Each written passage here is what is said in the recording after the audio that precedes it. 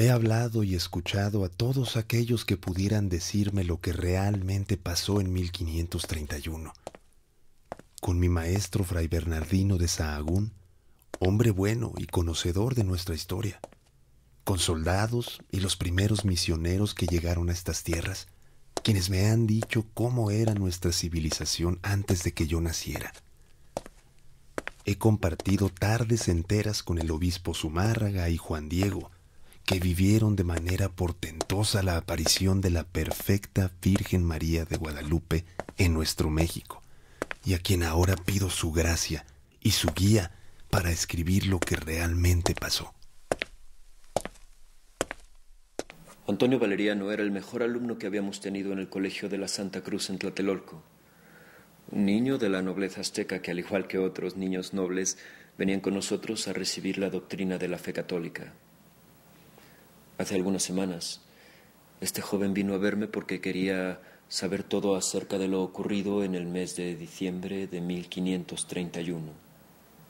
Quería escribir un libro acerca de las apariciones de la Virgen de Guadalupe, a lo que yo le dije que para mí todo eso de las apariciones me parecía que era algo sospechoso, una superstición o una maliciosa invención de su pueblo para continuar con la idolatría. Él me hizo ver que cómo se podía pensar en idolatría cuando miles y miles de indios venían desde lugares tan lejanos donde ni siquiera nosotros los misioneros habíamos puesto un solo pie, y que venían para pedir el bautismo de Jesucristo, único y verdadero Dios, y que lo pedían después de mirar aquella imagen. Le hice ver que nuestra postura como iglesia era la de guardar la debida prudencia y actuar con la mayor cautela.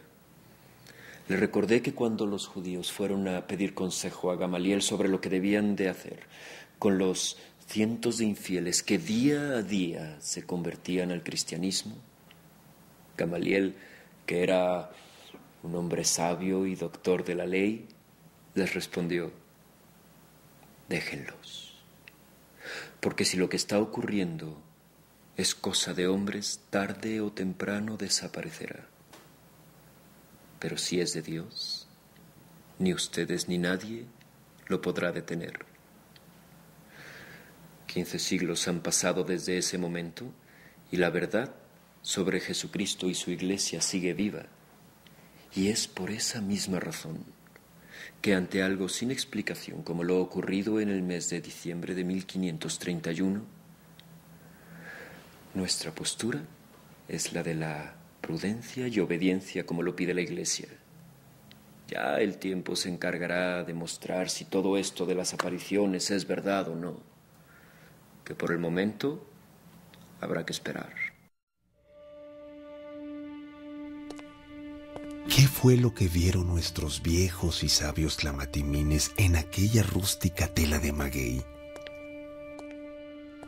¿Qué fue lo que leyeron en aquel códice de la doncella vestida de emperatriz para que nuestras raíces y las piedras de nuestros templos se transformaran en una nueva civilización?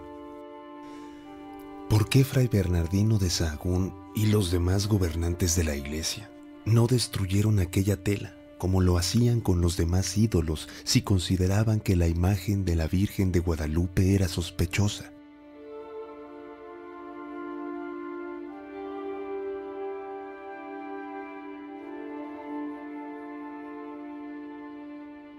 Cuando Valeriano viene a verme hace algunos días, manifestó su deseo de saber acerca del encuentro entre México y España. Antonio Valeriano había sido un destacado alumno del Colegio de la Santa Cruz de Tlatelolco, donde aprendió la doctrina católica y en poca medida sobre la historia de México y España, porque él había nacido un año después de la conquista. Y deseaba saber acerca de el choque tan terrible entre dos de los imperios más grandes de la Tierra, que, además de ser diferentes en raza y costumbres, ambos pueblos eran profundamente religiosos y espirituales. Al ser yo de los primeros 12 misioneros que pisaron la Nueva España, los indios, al verme desaliñado, me llamaron Motolinia, que en náhuatl significa el pobrecito, nombre con el que se me conoce desde entonces. Y bueno, éramos un puñado de frailes entusiasmados por predicar el Evangelio en un imperio de millones de indios con diversas lenguas y dialectos inaudibles y con creencias y tradiciones tan arraigadas que parecía imposible la empresa de evangelizar. Los aztecas pasaron de ser un pueblo conquistador a ser un pueblo conquistado, donde la enfermedad de la viruela, que había llegado a estas tierras pocos meses después de la conquista, había matado a más de la mitad de la población. Por estos acontecimientos eran un pueblo que vivía esperando únicamente la destrucción de su civilización, como lo habían vaticinado sus profecías. Cuenta su mitología que los aztecas salieron de Aztlán cuando su dios, conocido como Huitzilopochtli, les ordena fundar su reino, donde vieran a un águila devorando una serpiente parada sobre un nopal. Después de cientos de años de peregrinar, encuentran finalmente aquella señal y, sobre un precario islote rodeado de culebras y de pantanos, fundan la ciudad de México Tenochtitlan en el año de 1325. El imperio azteca era un mosaico de pueblos y dialectos, de alianzas y sometimientos entre las diversas tribus que seguían a Huitzilopochtli, un dios sanguinario y aterrador que los impulsaba a estar en guerra con la convicción de que alimentando al sol con sangre y corazones dominarían al mundo. Esa misma convicción los llevaría años más tarde a ser el imperio más poderoso de estas tierras.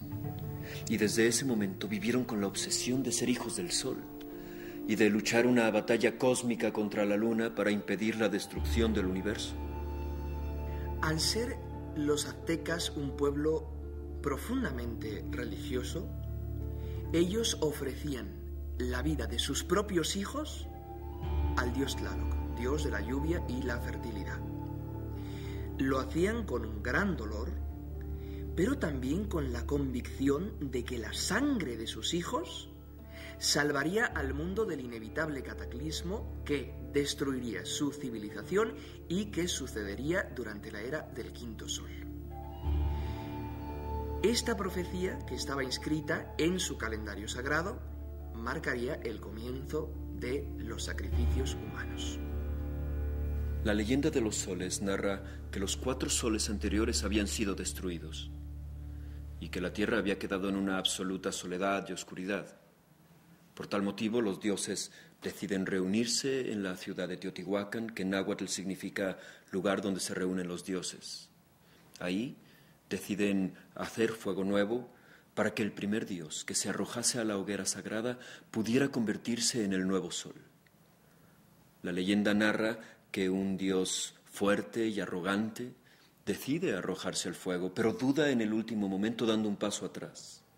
Al ver aquella cobardía, un dios viejo y enfermo, con gran dificultad para caminar, pero sin vacilación, se arroja a la hoguera, convirtiéndose en ese mismo instante en el nuevo astro luminoso. Y su rostro queda grabado en el centro de su calendario como el quinto sol. Aquel dios, fuerte y arrogante, avergonzado, porque no había tenido el valor, se arroja a las llamas y aparece en ese instante un segundo sol en el firmamento. Los dioses, disgustados por su anterior cobardía, le arrojan un conejo apagándolo de inmediato, pero quedando grabada la imagen de aquel conejo sobre la faz de la luna. El nuevo astro que, a partir de ese momento, quedaría condenado a vagar únicamente por las noches.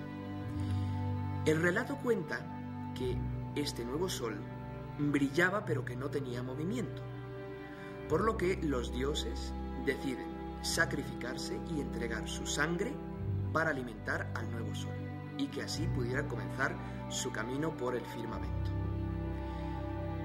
Desde aquel entonces, cada vez que los aztecas descubrían que el sol se encontraba débil, como sucede en el solsticio de invierno, se realizaban cientos de sacrificios humanos para alimentar al nuevo sol, comenzando una batalla cósmica entre el sol y la luna, entre el día y la noche, de la luz contra la oscuridad, del bien contra el mal. Los sacrificios humanos eran un espectáculo diabólico y aterrador. Las víctimas eran colocadas en una plancha de piedra, donde 4 sacerdotes los sujetaban de pies y manos. Un sacerdote principal, con un fuerte golpe, encajaba en los pechos un navajón de pedernal. Metía la mano en esa herida y les arrancaba el corazón, que aún palpitando lo levantaba hacia los 4 puntos cardinales. Y después lo ofrecía al sol.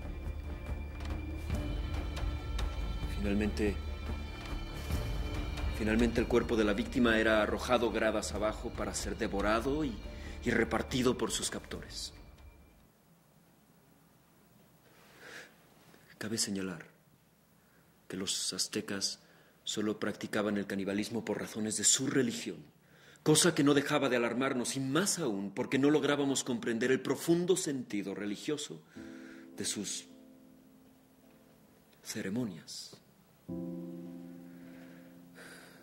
Años más tarde, he reflexionado sobre el Evangelio de San Juan, donde narra que los discípulos de Jesús también se alarmaron cuando Jesús dijo en la sinagoga de Cafarnaúm: quien coma mi carne y beba mi sangre tendrá vida eterna. Ellos en ese momento tampoco comprendían la profundidad de las palabras de su maestro. Tengo que admitir que las creencias de los aztecas, aunque equivocadas, guardaban una gran profundidad. La mayoría de estas creencias estaban inscritas en una piedra de grandes proporciones que pronosticaba y marcaba su vida y sus costumbres, y que no solo era utilizada como algo sagrado, sino que también les servía de calendario. El calendario azteca vaticinaba que 4 siglos después de fundada la ciudad de Tenochtitlan, ocurriría un cataclismo de grandes proporciones que, con grandes movimientos de tierra, terminaría con toda su civilización.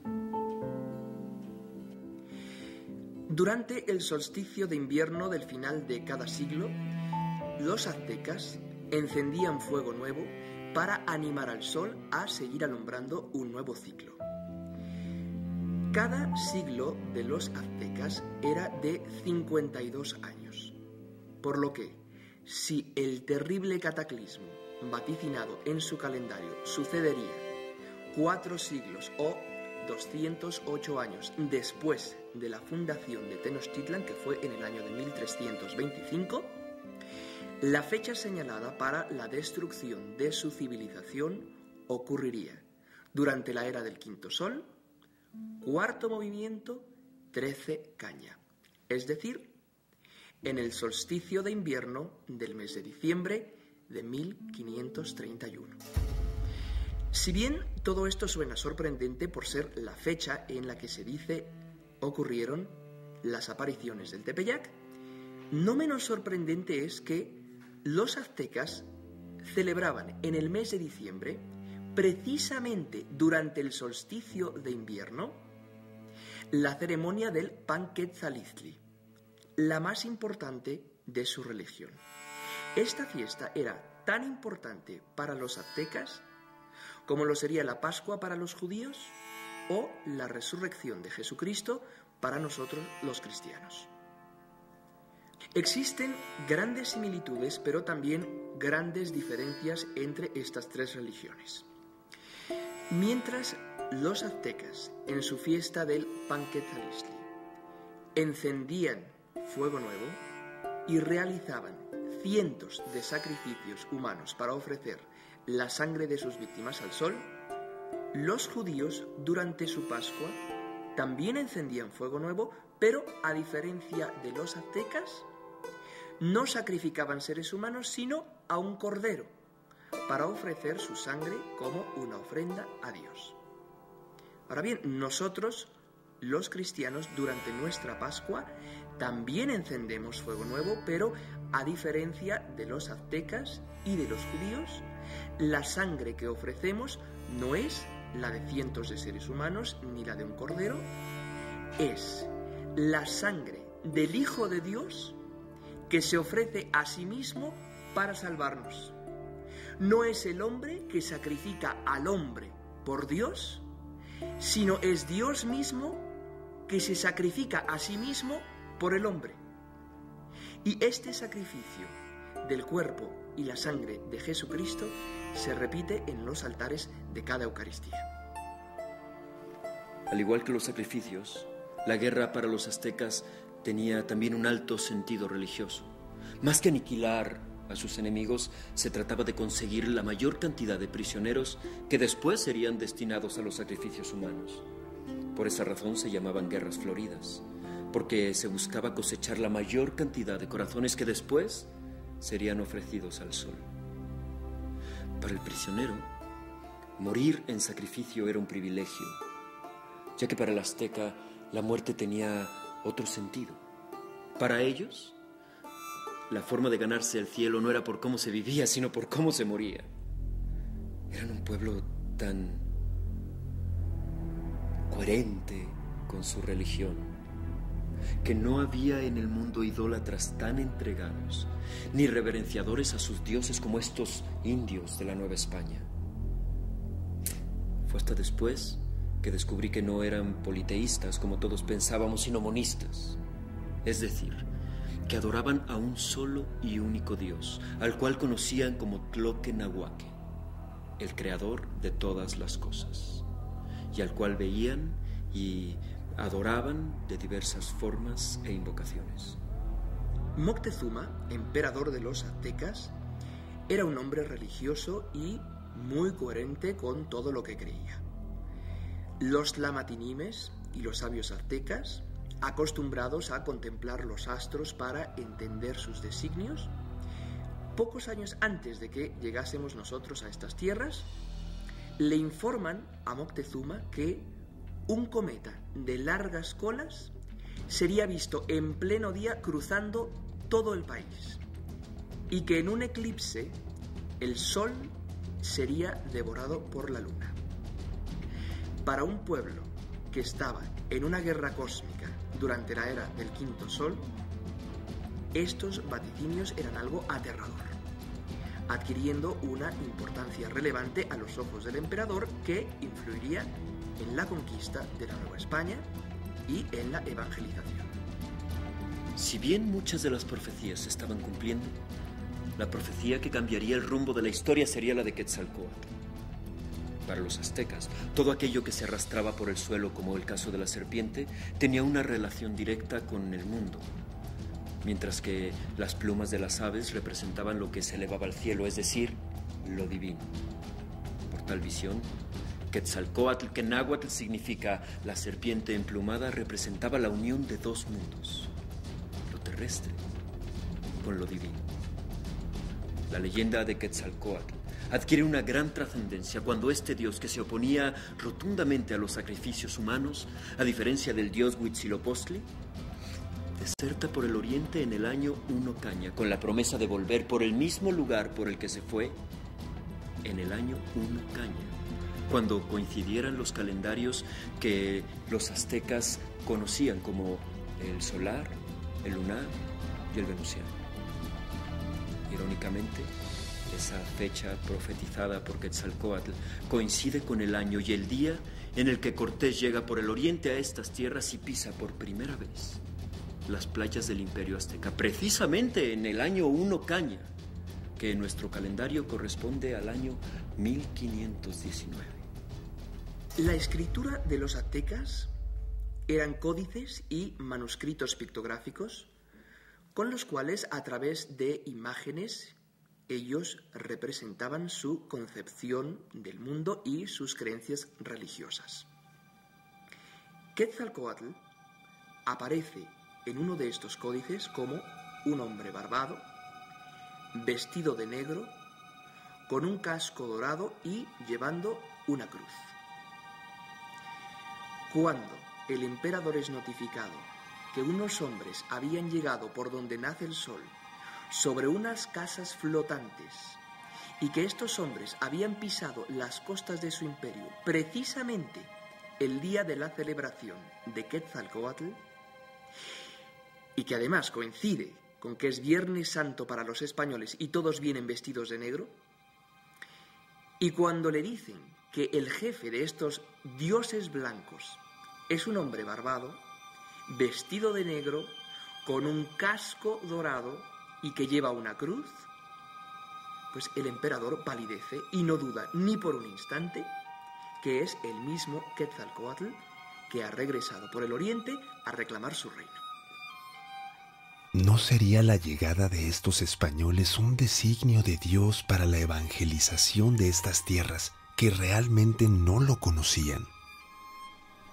Recuerdo cuando, aún siendo un niño, escuché en el colegio de Tlatelolco al soldado español y a aquel sacerdote, quienes nos hablaron de su llegada a estas tierras bajo las órdenes de Cortés. Durante el reinado de los reyes católicos, don Fernando y doña Isabel, España logra la liberación de su territorio después de 700 años bajo el dominio de los árabes. En ese mismo año de 1492, un navegante de nombre Cristóbal Colón descubre el Nuevo Mundo y España pasa de la reconquista de su territorio a la conquista de nuevas tierras para el reino de Castilla y para la gloria de Dios.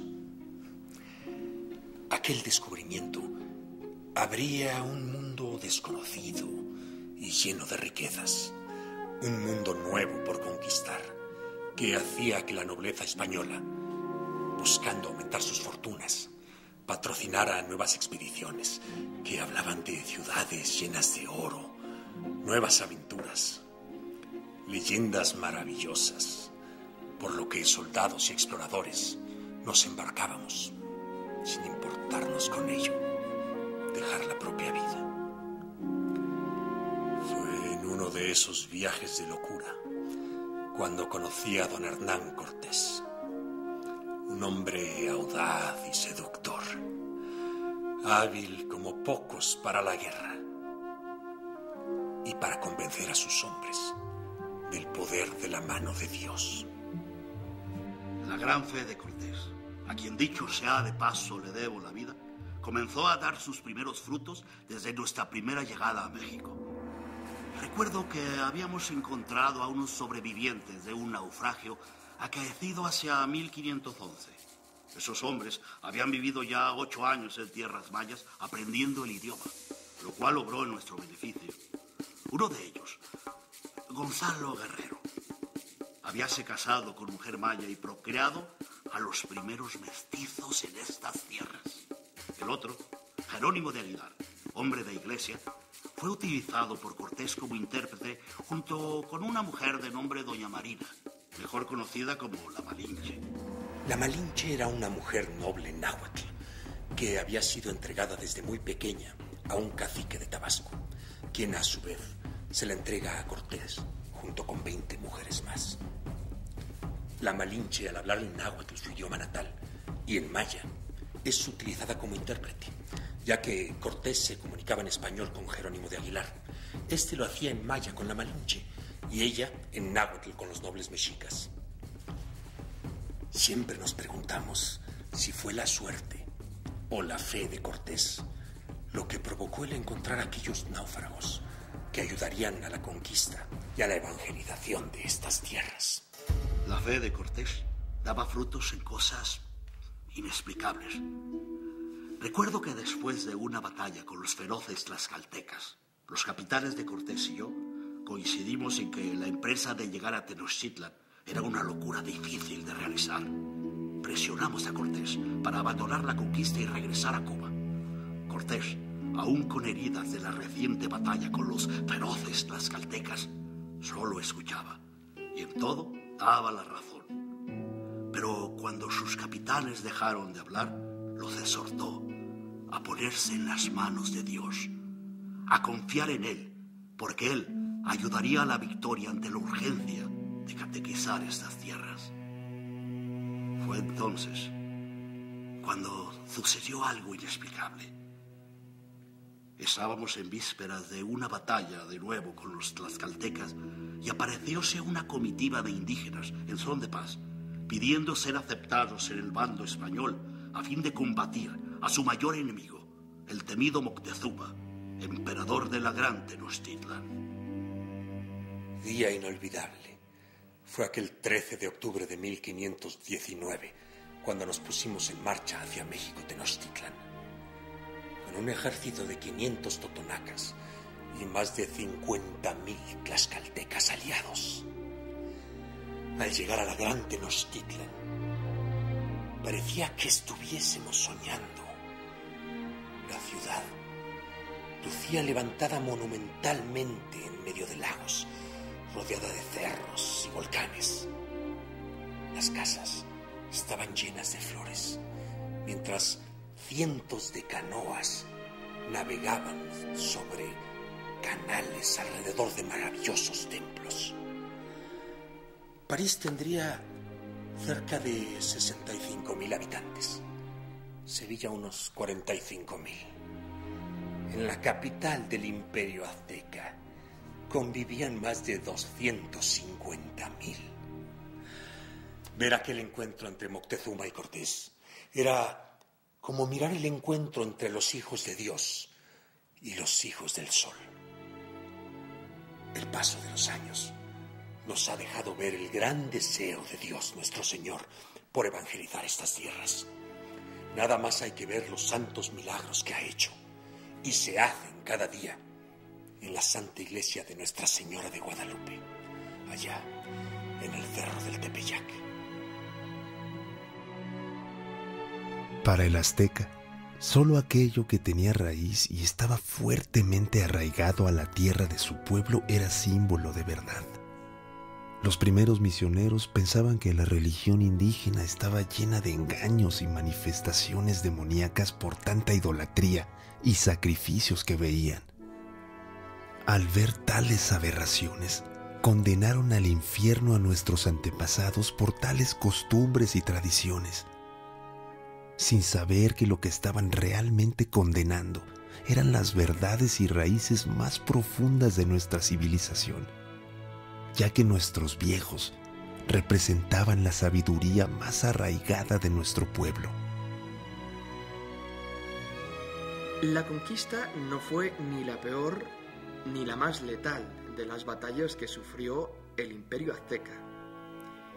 En una de las naves españolas que llegó a Veracruz, enviada por Diego de Velázquez para arrestar a Cortés, venía un esclavo negro que sufría viruela. La epidemia de aquella enfermedad se extendió rápidamente y mató a más de la mitad de la población indígena, que por supuesto no contaban con las defensas necesarias para contrarrestar los males de aquella enfermedad nueva y desconocida para ellos. La Gran Depresión que experimentaba el pueblo azteca por la conquista y la muerte por viruela provocó que los indios se preguntaran lo inevitable. ¿Por qué si ellos habían sido tan fieles a sus creencias y ofreciendo vidas y sacrificios al sol, ahora sus dioses los castigaban de esa manera? Confundidos, se emborrachaban y se quitaban la vida porque para ellos ya no tenía ningún sentido su existencia. Y lo mismo ocurría con los indios aliados a los españoles que habían luchado al lado de Cortés. ¿Qué podíamos hacer un puñado de misioneros ante la descomunal obra evangelizadora que exigía este nuevo mundo? Los indios ya no querían vivir ante la tragedia de la conquista. Ellos pensaban que la destrucción que se había vaticinado en la profecía del quinto sol había comenzado. Para los indios, el templo era símbolo de civilización y la destrucción de sus templos había comenzado.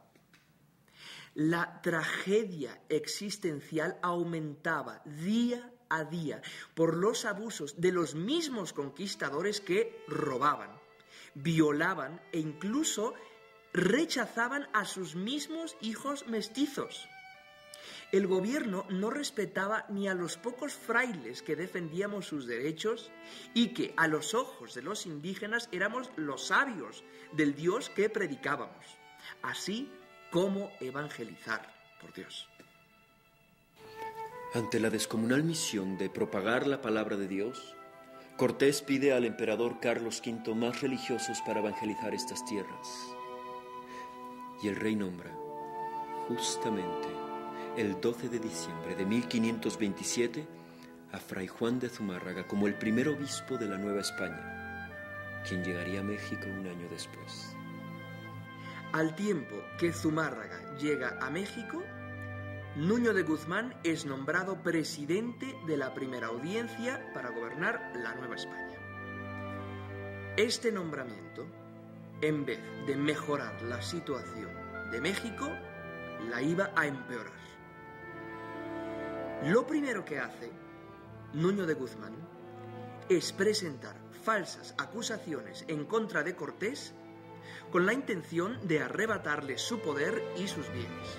Y no conforme, levanta infamias contra el propio Zumárraga y contra los misioneros que nos oponíamos radicalmente a los malos tratos que se les daba a los indios. Cuando los frailes que estábamos aquí empezamos a predicar en contra de los abusos de la primera audiencia en los púlpitos, buscando que los indios confiaran en nosotros, se desata una terrible lucha entre gobernantes y misioneros. Uno de los oidores de la primera audiencia, de nombre Delgadillo, intentó asesinar al obispo, arrojándole una lanza, que gracias a la habilidad del obispo y a la ayuda de Dios, Zumárraga pudo evitar.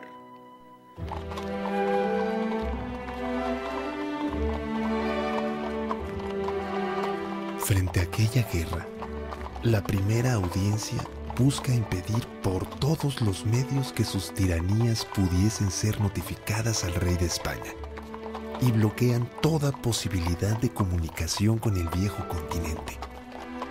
Pero el obispo Zumárraga no se da por vencido. Es verdad que después de varios intentos interceptados y fallidos de enviar una carta a España para denunciar las injusticias cometidas por la primera audiencia, yo mismo me puse en marcha y llevé a Veracruz un escrito dirigido al rey reportando aquellos crímenes. Con la ayuda de Dios, al llegar a Veracruz, me encuentro que el capitán de uno de los navíos era vasco, paisano mío. Al poder hablar en nuestro lenguaje, los hombres de la primera audiencia que nos vigilaban no entendían una sola palabra. Y logramos de esta forma ocultar el escrito en una torta de cera, colocada dentro de un barril que fue arrojado al mar como si fuera una boya.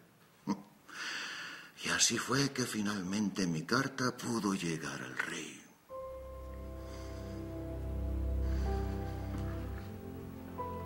Después de algunos meses de espera, no fue el rey quien me contestó, sino Dios. Consciente de que no existía salida humana para evangelizar estas tierras y salvar la terrible situación que se vivía en la Nueva España, al final de la carta que dirigí al rey, escribí una súplica a Dios pidiendo su intervención. Me parece bien informar a vuestra serenísima majestad de todas las injusticias y de lo que pasa aquí en la Nueva España. Porque si Dios no provee con remedio de su mano, esta tierra está a punto de perderse totalmente.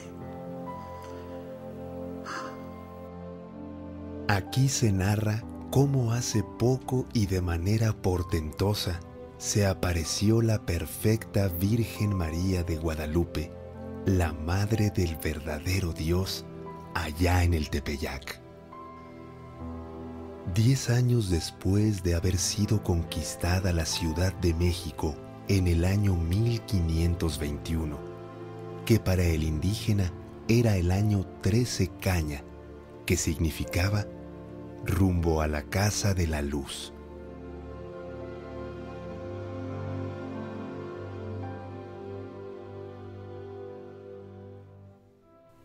A los pocos días del mes de diciembre de 1531, sucedió algo que cambiaría la vida y costumbres de todo nuestro pueblo.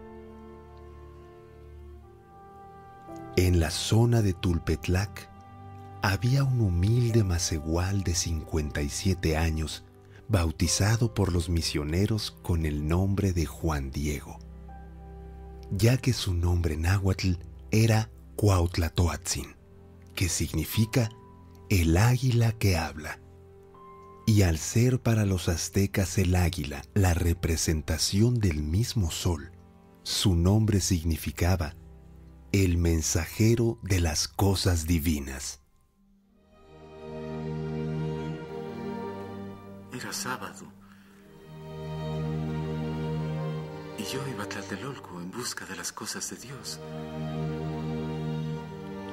Al llegar cerca del cerrito donde se llama Tepeyac, escuché el canto celestial de variadas aves. Era tan bello que pensé que estaba soñando, o que estaba en el cielo que nos decían nuestros ancianos, nuestros antepasados.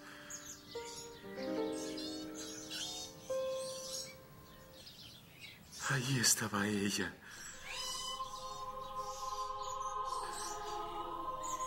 la noble señora frente a mí. Su vestido como el sol resplandecía. Así brillaba. Y las piedras y rocas donde estaba relucían como joyas. Todo brillaba como el arco iris. Cuando me preguntó que a dónde me dirigía, yo le respondí a la noble señora que iba a su venerable casa en México, Tlatelolco, a seguir las cosas de Dios que nos enseñaban nuestros sacerdotes. Ella me dijo que tuviera por cierto que era la Virgen María, que tenía la dicha de ser la madre del verdaderísimo Dios por quien se vive, del creador de las personas, del dueño de la cercanía y la inmediación, el Tloquenahuaque, el dueño del cielo y de la tierra. Mi muchachita me dijo que mucho quería que aquí se le levantara su casita sagrada, donde mostraría a su hijo, que ahí lo entregaría a las gentes, porque ella también tenía el honor de ser mi madre compasiva y la de todos los hombres de las demás estirpes que viven en esta tierra. Que todos los que la amen, la llamen, los que la busquen y confíen en ella, los estará siempre esperando en su casita sagrada, escuchando su llanto y su tristeza para poder remediar sus diferentes penas, sus dolores y miserias. Después me dijo que fuera al palacio del obispo de México a decirle que mucho deseaba que aquí, en el llano, se le construyera su templo, su casita sagrada. Que hiciera todo lo que estuviera de mi parte, que mucho lo agradecería. La primera vez que vi a Juan Diego, pensé que mentía. Yo tenía grandes problemas por ser la cabeza de la Iglesia de México y no simpatizaba con el cúmulo de creencias y devociones indígenas que aquí existían. Todos los días quemábamos cientos de figuras, destruíamos ídolos y piedras demoníacas que los indios seguían adorando. Además, al ser inquisidor de la Iglesia, yo había dictado ya sentencia en casos de idolatría y brujería en España y también en estas tierras.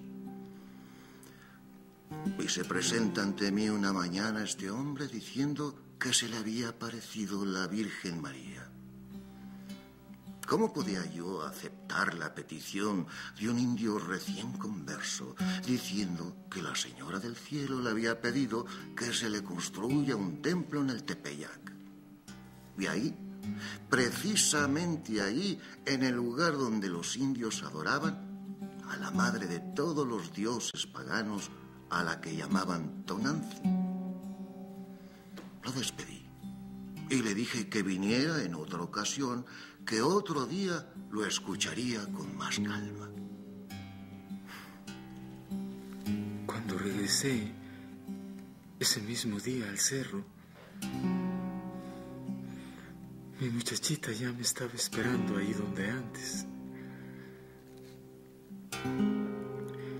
Yo le dije que fui a cumplir su venerable palabra y que el obispo me recibió amablemente, pero como que su corazón no lo había tenido por cierto. Yo le supliqué a mi niña que encargara su mandato a alguno de los estimados nobles, que fuera conocido y respetado para que sí le creyeran.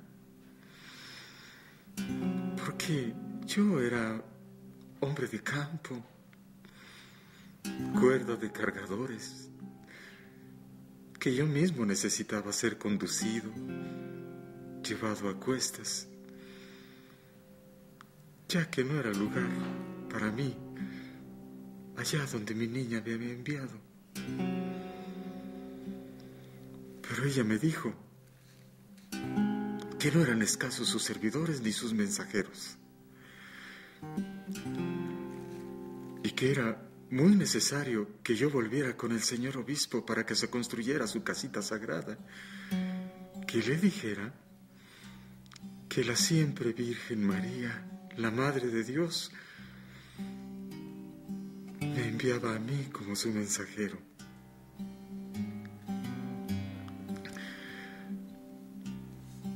Yo le dije a mi muchachita que regresaría la mañana siguiente con la respuesta del sacerdote gobernante, que mientras tanto descansara otro poquito. Al día siguiente, domingo, a eso de las 10 de la mañana, y después de haber escuchado misa, Juan Diego se dirigió nuevamente a ver al gobernante sacerdote.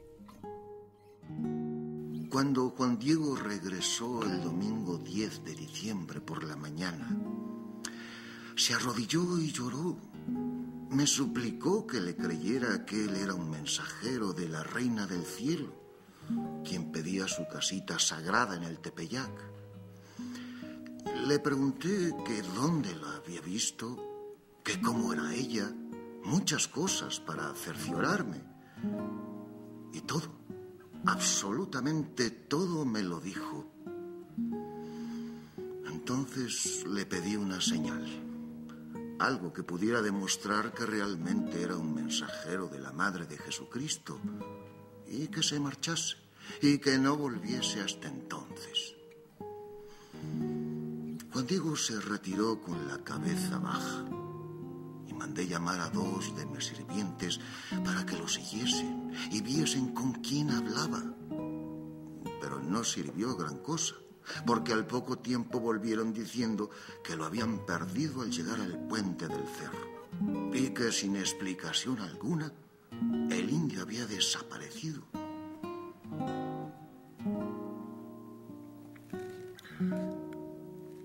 Cuando volví al cerro, le dije a mi niña de la señal que pedía el gobernante obispo. Ella me pidió que regresara al siguiente día por la mañana para que llevara la señal. Pero ya no volví, porque cuando llegué a la casa, mi tío se estaba muriendo y me rogó que fuera de madrugada a llamar a uno de los sacerdotes de Tlatelolco para que pudieran confesarlo y prepararlo a bien morir, porque ya no sanaría. El viejo estaba agonizando, se estaba muriendo, al igual que todo nuestro pueblo después de la llegada de los españoles.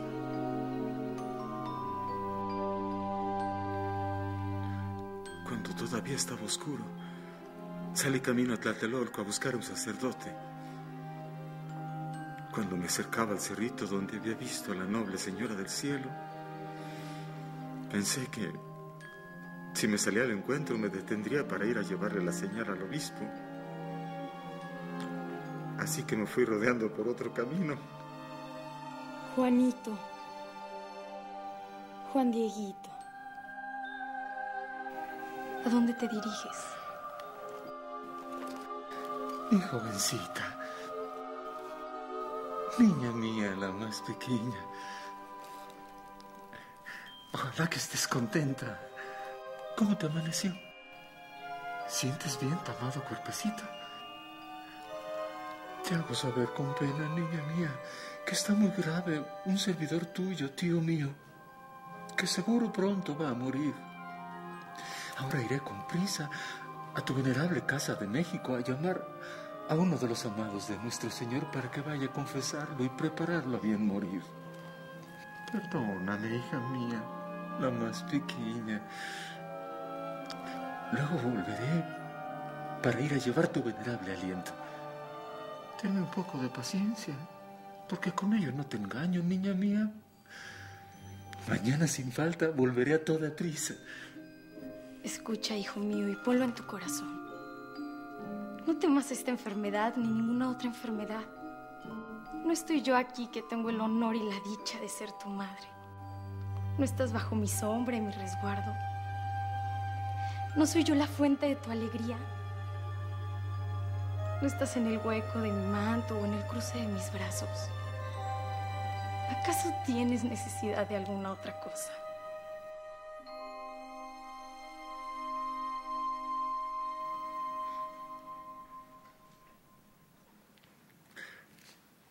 La noble señora me dijo que tuviera por cierto que mi tío ya se había curado. Y me pidió entonces que subiera a la cumbre del cerro y cortara las flores que allí viera, que las pusiera todas juntas y las bajara a su presencia. Yo sabía que no habría flores en aquel cerro árido y frío, porque estaba lleno de peñascos y espinos. Pero la niña sí lo dijo y yo subí.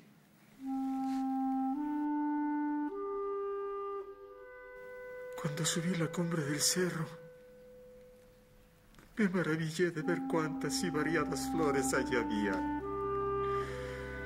todas con sus corolas abiertas, tan bellas y hermosas como rosas de Castilla. Y dándome prisa, comencé a cortarlas y guardarlas en el hueco de mi tilma. Y se las presenté a mi niña. Ella las tomó con sus manos y las colocó nuevamente en mi tilma. Y me dijo que las llevara al obispo de su parte, que con ello cumpliera su voluntad. Luego con rigor me ordenó que únicamente en la presencia del obispo gobernante extendiera la tilma y mostrara lo que ahí llevaba.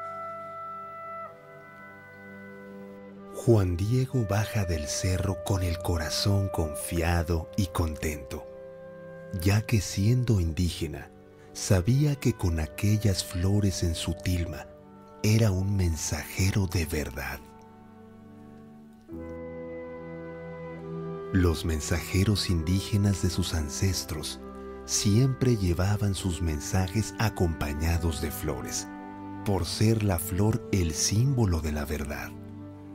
Pues ahora él bajaba del cerro con la señal sagrada que le había dado la noble Señora del Cielo, y sabía que mostrando aquellas flores al señor obispo gobernante, conocería que decía la verdad.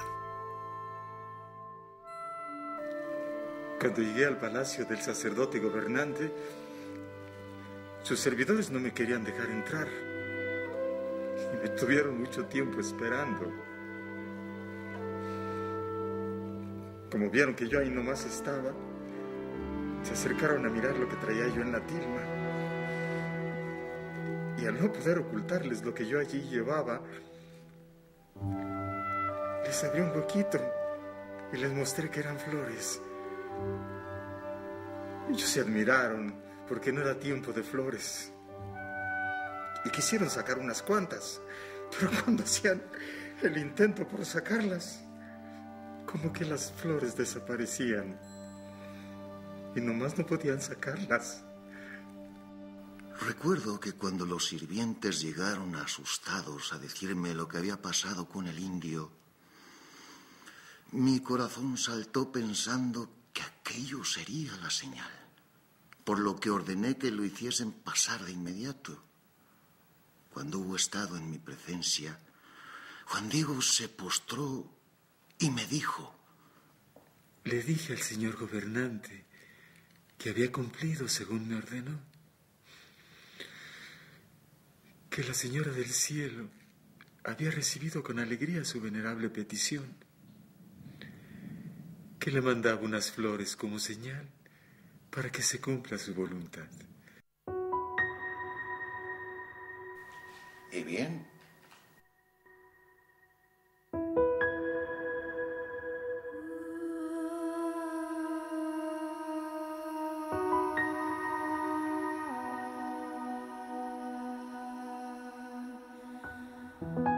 Perdóname por no haberte creído.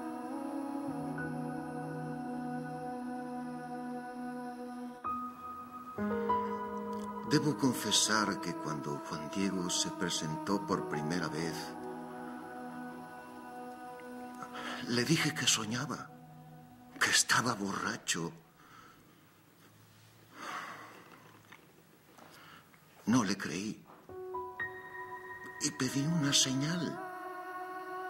Ahora entiendo cuando otro Juan, el evangelista, escribe en el Apocalipsis capítulo 12:1. Una gran señal apareció en el cielo.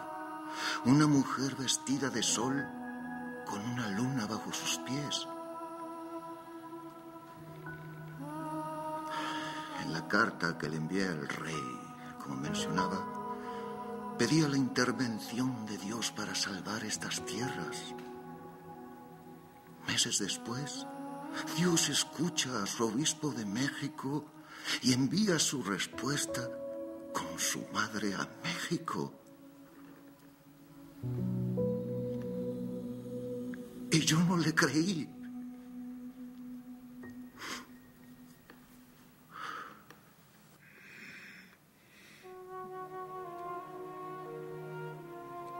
El obispo me pidió la tilma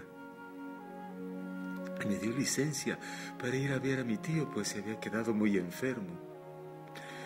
Cuando llegamos a la casa de mi tío, con algunas personas que el obispo pidió me acompañaran, vimos que ya estaba sano, que nada le dolía. Y nos dijo con alegría que mi muchachita también había estado ahí, que había pedido que se le llamara Santa María de Guadalupe. Ella misma se autonombra Santa María de Guadalupe, porque su nombre mismo es ya un mensaje de unidad y maternidad. María, nombre judío que significa la escogida por Dios, y Guadalupe, Al ser de origen árabe, la Virgen con su nombre está uniendo a dos pueblos que siempre han estado en conflicto, y con su imagen mestiza une también a dos grandes imperios, a España con México. Pero no únicamente con su nombre une a estos cuatro pueblos profundamente religiosos que parecieran ser incompatibles de por sí, sino que con su mensaje de maternidad universal abraza a las distintas razas y pueblos de toda la humanidad. Mientras que en Europa, por la reforma protestante de Lutero de 1517, la Iglesia Católica perdía a 8 millones de católicos, aquí, en el Nuevo Mundo, se convirtieron más de 9 millones de indígenas en unos cuantos años. A los pocos días de las apariciones, construimos una ermita en el lugar mismo que la Virgen le había señalado a Juan Diego. Los indios venían de todas partes a bautizarse y a ver a la Madre del Cielo plasmada en un códice sobre la tilma de un indio como ellos. Al extenderse la noticia de las apariciones de la Señora del Cielo, los sabios y tlamatimines indígenas se reúnen en la pequeña ermita para indagar frente a la imagen tan portentoso acontecimiento. Más que una imagen, ven un códice, en cuya lectura descubren la explicación de todos los acontecimientos que por siglos estaban esperando. Por los colores que vestía, sabían que era una doncella noble, una emperatriz, ya que solo el emperador azteca podía usar ese color azul verdoso en sus vestiduras, que era símbolo de unidad entre el cielo y la tierra.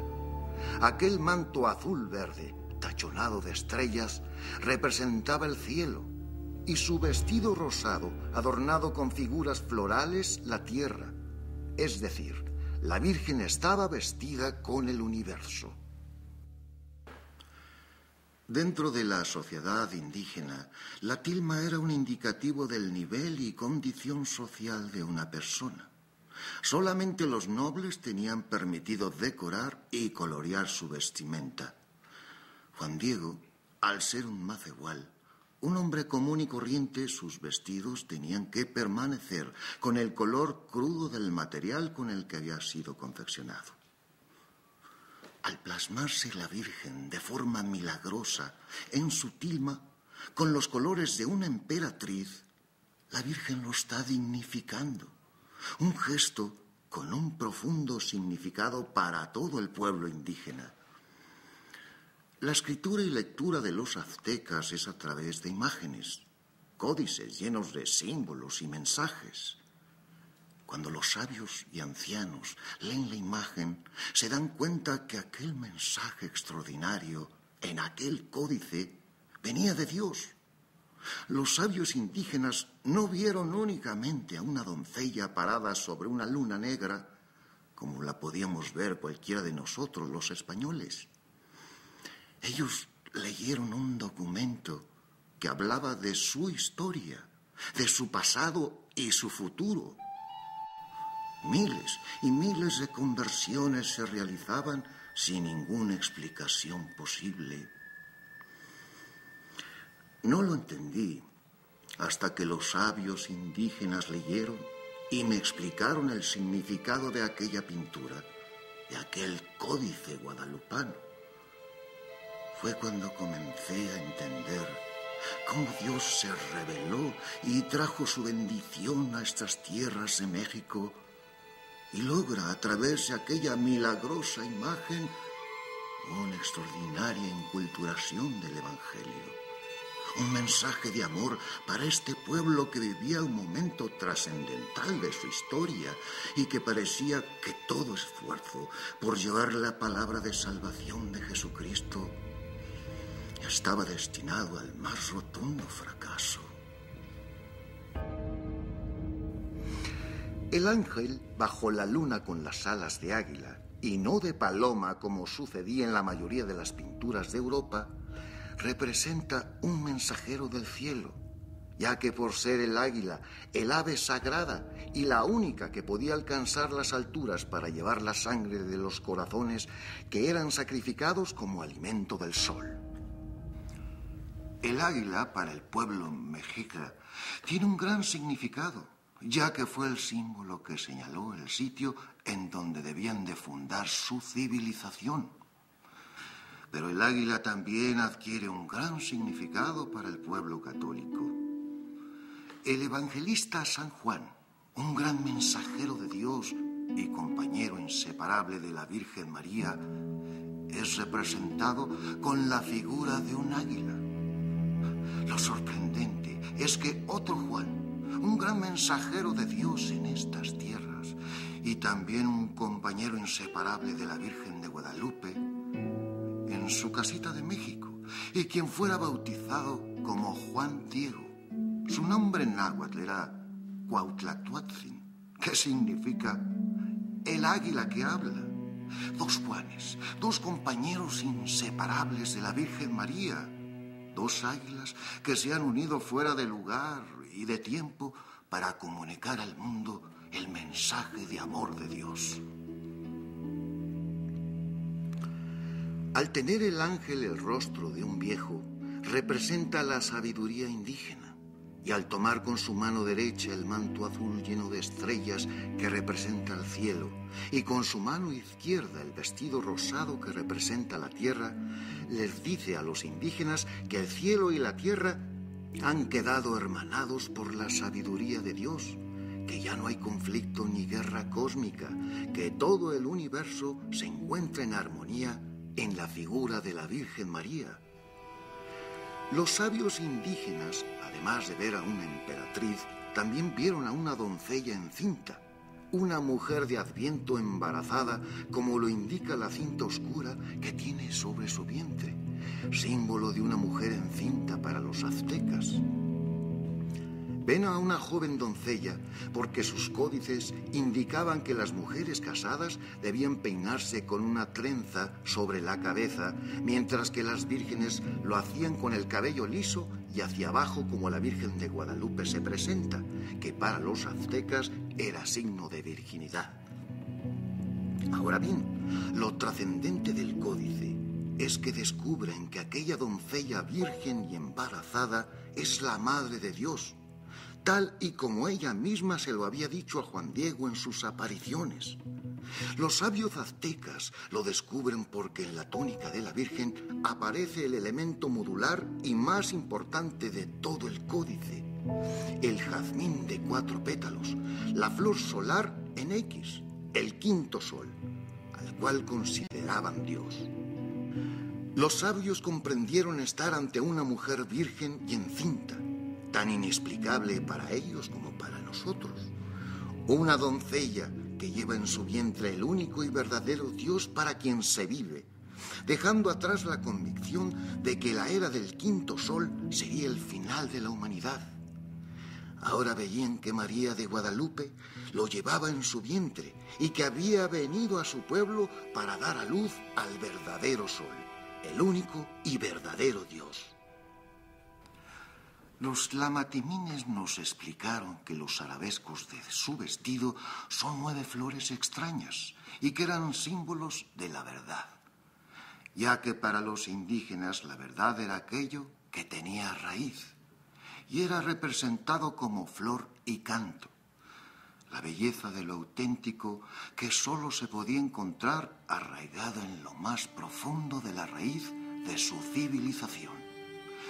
Por eso la verdad se representaba con la hermosura del canto y la poesía, y pictóricamente lo hacían con la belleza de una flor.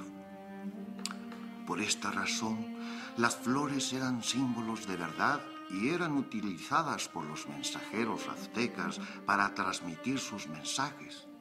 Por eso la Virgen también las utilizó como una señal de verdad para que se le construyera su templo. Las raíces de estas flores que aparecen en el vestido rosado de la Virgen nacen del manto azul lleno de estrellas, es decir, están arraigadas en la verdad celestial. Al igual que lo dibujaban en sus códices, las corolas de las flores del vestido se pintaban en forma de un cerro y los tallos en forma de río. El cerro significa protección y el agua vida. Por consiguiente, la flor aquí dibujada como cerro agua representa para los aztecas pueblo, ciudad o civilización. Todas estas flores terminan en punta, es decir, son cerro punta o cerro nariz, que es el significado de la palabra Tepeyac. El códice de la Virgen está diciendo que su templo, símbolo de civilización, se construyera en el Tepeyac, el cerro punta que tiene sus raíces arraigadas en el manto de la Virgen lleno de estrellas, como símbolo de una verdad celestial. La Virgen está parada en el centro de la luna, es decir, en el centro de México, ya que la palabra México en náhuatl significa ombligo de la luna. Ella está danzando y orando sobre México y delante del sol, ocultando al astro luminoso, provocando un eclipse que hace que la luna en la que está parada sea negra. Los medallones que los indios colocaban a sus ídolos tenían un profundo significado religioso. Al llevar la Virgen un medallón al cuello con la Santa Cruz, está manifestando su propia consagración a Jesucristo, su Hijo y verdadero Dios, a quien conocían por la doctrina de los misioneros y sabían que se había sacrificado en la cruz por todos los hombres. La Virgen pide un templo, que el templo para el azteca era símbolo de civilización. Pide que se le construya su casita sagrada para mostrar su amor y ofrecer el sacrificio de su Hijo en cada Eucaristía. Con esto nos está diciendo que ya no hacen falta más sacrificios ni de corderos, ni de corazones de hombres, porque su Hijo Jesucristo, el Hijo de Dios, se ofreció a sí mismo en sacrificio para la salvación de toda la humanidad. No cabe duda que los sacrificios humanos de los aztecas estaban equivocados y nosotros, al llegar a ver tales aberraciones, condenamos al infierno a todo este pueblo, sin entender ni comprender siquiera la pureza de intención con que lo hacían. Pero ella sí lo entendió. Y con su mensaje de amor les dijo a todas esas mujeres indígenas que habían ofrecido a sus hijos en sacrificio para salvar el universo, que no las condenaba, que entendía y comprendía su dolor por haber entregado a sus hijos a la muerte en sacrificio, porque ella misma, y con el mismo dolor, también había ofrecido a su hijo en sacrificio para la salvación de toda la humanidad. La Virgen amó y comprendió a este pueblo y pide su casita sagrada aquí en México porque ella quiere quedarse a vivir aquí y deja la promesa de ayudar y dar consuelo a todo el que venga a verla a su casita sagrada del Tepeyac. San Juan en el Apocalipsis capítulo 21 que dice: tuve la visión de un cielo nuevo y de una nueva tierra. Esta es la morada de Dios entre los hombres. Será su pueblo y Él mismo será Dios con ellos. Enjugará toda lágrima de sus ojos y ya no existirán ni muerte, ni gemidos, ni penas, porque todo lo anterior habrá pasado. Para los indios el fatídico momento de su conquista y la destrucción que esperaban ha pasado. Porque con el nuevo templo del Tepeyac ha comenzado una nueva civilización y una nueva tierra de esperanza.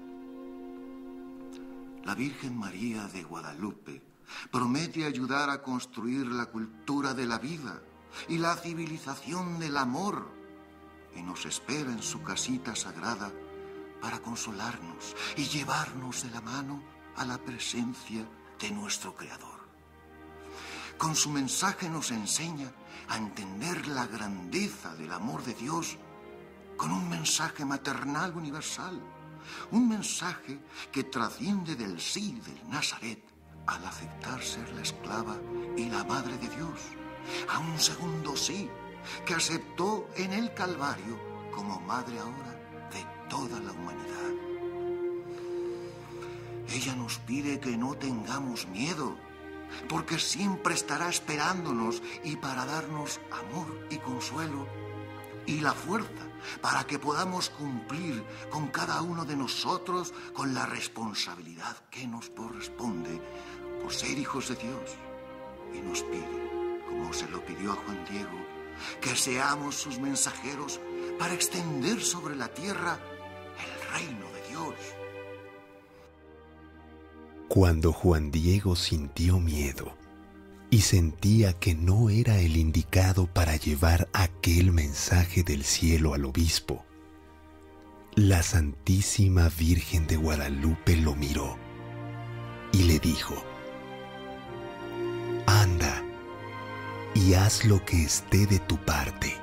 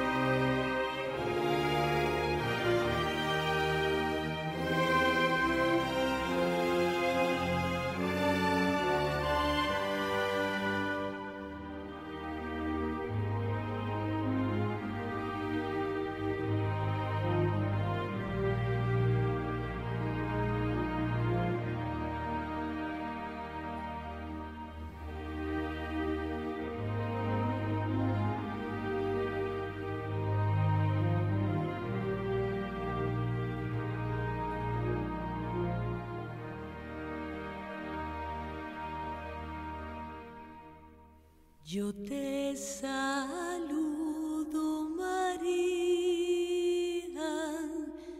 purísima María, de todos tú eres la madre, purísima María.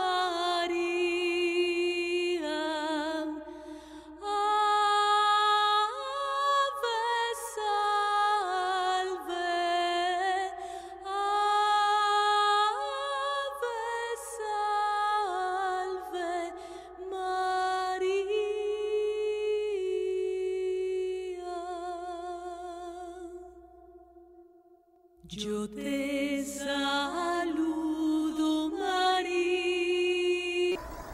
Ela continua repetindo que você abandonou. Eu rezo por vocês, todos os dias. Entenda, não é de suas orações que temos necessidade neste momento, mas de sua presença. De você, Edith. Você fala tanto em amor, mas o que é esse seu amor? Sua mãe em casa, sozinha, está à morte. Você sabe quanto ela precisa de você. Seu povo está para ser exterminado. Sua família dispersa pelo mundo. E você? O que faz? Hein? Você nos abandona para ficar fechada aqui dentro. Isso para mim não é amor. Isso é maldade.